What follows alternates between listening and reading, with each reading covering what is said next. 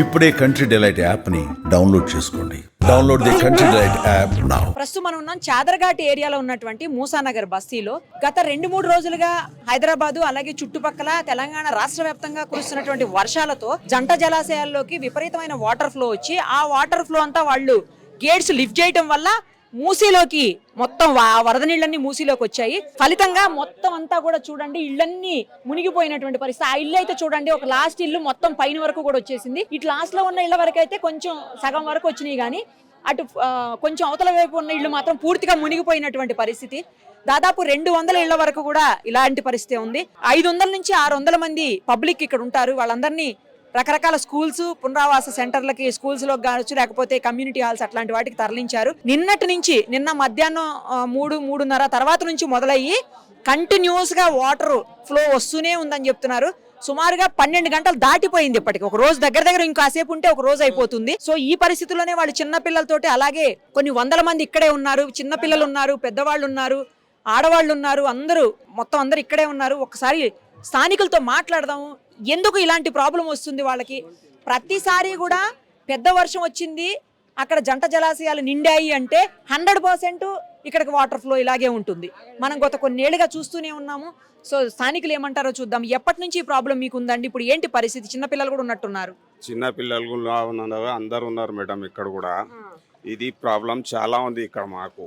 ఆ సంవత్సరం ఇదే ఉంది. ఇల్లు ఖాళీ చేయాలి, బయట వెళ్ళిపోవాలి, సామాన్ అట్లనే పోతుంది. పిల్లలు ఒక ఇడ్చినాం అనుకో పరేషాని మాకు. కుర్తి తాళడాన్ని మనం తట్టుకోలేము. అయినా వాస్తవానికి ఇక్కడ వచ్చిన ఫ్లోర్కు అక్కడి నుంచి విడిచిన వాటర్ కాబట్టి ఇది మూసీకి ప్రవహిస్తుంది. కానీ స్థానికంగా నిన్నడుస్తుంది ఎమ్మెల్యే సార్ కానీ కార్పొరేటర్ కానీ అందరికీ అందుబాటులో ఉండి ప్రతి పునరావాసాల షెల్టర్లు పెట్టారు. కమ్యూనిటీ హాల్లో అక్కడ నుంచి లంచ్ వస్తుంది, టిఫిన్ వస్తుంది, ప్రతిదీ మనకు దగ్గరనే వస్తుంది. కానీ ఏంటంటే ఇది శాశ్వతంగా పరిష్కారం చూపించే గవర్నమెంట్ కావాలి. ఏ విధంగా అయితే శాశ్వత పరిష్కారం అవుతుంది? మళ్ళీ వీడ ఉన్న వాళ్ళకి ఎక్కడ పునరావాసం కల్పించి వాళ్ళకి ఇండ్లు కేటాయిస్తారా, వాళ్ళకి ఏమన్నా అక్కడ జాబ్స్ ఇస్తారా, అట్లాంటిది కల్పించి దాని తర్వాత ఇండ్లు తీపియడం జరుగుతుందా అనేది చూసి పునరావాసం మొత్తం ఇచ్చేసి శాశ్వత పరిష్కారం చూపించాలి. అప్పుడైతే ఇది టోటల్గా స్మాష్ అవుతుంది. ఇప్పుడు నీళ్లు ఇప్పుడు ఒక 15 గేట్లు ఇప్పారంటారు. 15 గేట్లు అంటే ఎప్పుడు మనకు 3 ఫీట్ల నుంచి 2 ఫీట్లు ఇస్తారు. ఇప్పుడు ఒకటేసారి 6 ఫీట్ల వరకు ఇప్పారు. అంటే నిన్న సాయంత్రం 4 గంటల నుంచి పిల్లల నుంచి పెద్దలు కరెంటు విద్యుత్ లేదు. నిన్నటి నుంచి విద్యుత్ సరఫరా లేదు.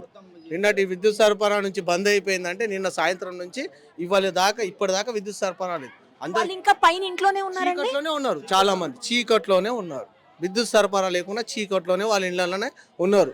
ఇప్పుడు వాళ్ళని దింపాలన్నా కానీ ఇప్పుడు డిఆర్ఎఫ్ టీం అక్కడ వర్క్ చేస్తుంది. బ్రిడ్జ్ అవతల రసూర్పులలో డిఆర్ఎఫ్ టీం వర్క్ చేస్తుంది.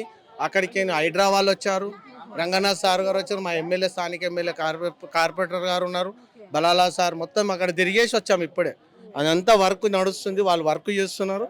అక్కడ ఇట్లా డ్రోన్ నుంచి లంచ్ కూడా ప్రొవైడ్ చేశాం. ఇప్పుడు డ్రోన్ నుంచి మొత్తం తీసుకొని ఎవరెవరో బిల్డింగ్లలో ఉన్నారో వాళ్ళకు ఫుడ్, వాటరు ఇట్లాంటిది వాళ్ళకు సప్లై చేశాం. దేవుడిచ్చిన ప్రకృతిని మనం ఏం చేయలేము కదా. అక్కడ వాటర్ ఫ్లోర్ అయిపోతే దాని ఒక గేట్లు ఎత్తి ఇరిగిపోతే ఏమవుతుంది? అందుకని వాళ్ళు ఏం చేశారంటే గేట్లు ఎత్తారు. అంటే వాళ్ళు ఏంటంటే మనకు ఒక 1 డే ఇంటిమేషన్ ఇవ్వలే. ఎమ్మెల్యే సార్ కూడా ఇవ్వలేదు, వెంటనే వదిలేశారు. వాళ్ళకి ఫ్లోర్ వచ్చే ఇంటిమేషన్ మనకేం లేదు. ఇంటిమేషన్ లేని వాళ్ళలో ఏమైందంటే ఇప్పుడు ఇళ్లలో సామాన్ చాలా ఉంది. ఫ్రిడ్జ్లు కానీ టీవీలు కానీ స్థానికంగా ఏదో చిన్న మొన్న కొనుక్కున్న అన్ని వాళ్ళు బయటికి రావడమే కష్టం అయిపోయింది. అందులో ఉన్న సామాన్లు మొత్తం కొంచెం సడన్ గా వాటర్ వచ్చేసరికి వాళ్ళకి ఏం అర్థం కాక బయటకు వచ్చేలా 15 ఒక హాఫ్ అన్ అవర్ లో చాలా. అది ఏంటంటే నిన్న ఇదే కింద ఒక మనిషి చనిపోయిన ఉండే, అందరము పెద్ద మనిషి సావులోనే ఉన్నాం. ఆ సావులు ఉండేసరికి మేము కూడా వచ్చేసరికి వాటర్ మొత్తం క్లోర్ అయిపోయి మొత్తం ఫ్లోడ్ గా వచ్చేసింది. ఇక మేమేం చూసుకోలేకపోయినాం. పిల్లల్ని ఒకటి పెద్దల్ని ఒకటి తీసుకొచ్చేసరికి సామాన్ అంతా ఎన్ని రోజులు పడుతుండొచ్చండి వాటర్ పోయేదానికి? ఇవాళ సాయంత్రం వరకు అయితే కొంచెం తగ్గుతుంది. అంటే ఇప్పుడు ప్రస్తుతానికి అయితే 4 ఫీట్ల నుంచి 3 ఫీట్లు తగ్గింది. ఇంకా సాయంత్రం వరకు అయితే టోటల్గా తగ్గుతుంది. మనకి స్పీడ్గానే వెళ్తుంది వాటరు, మొత్తం ఎక్కడ ఆగకుండా స్పీడ్గానే వెళ్తుంది. కానీ తగ్గాలంటే ఇంకా మనకు టైం పడుతుంది. సుమన్ టీవీలో మీ పర్సనల్ అండ్ బిజినెస్ ప్రమోషన్స్ కోసం కింది నెంబర్కి కాంటాక్ట్ చేయండి.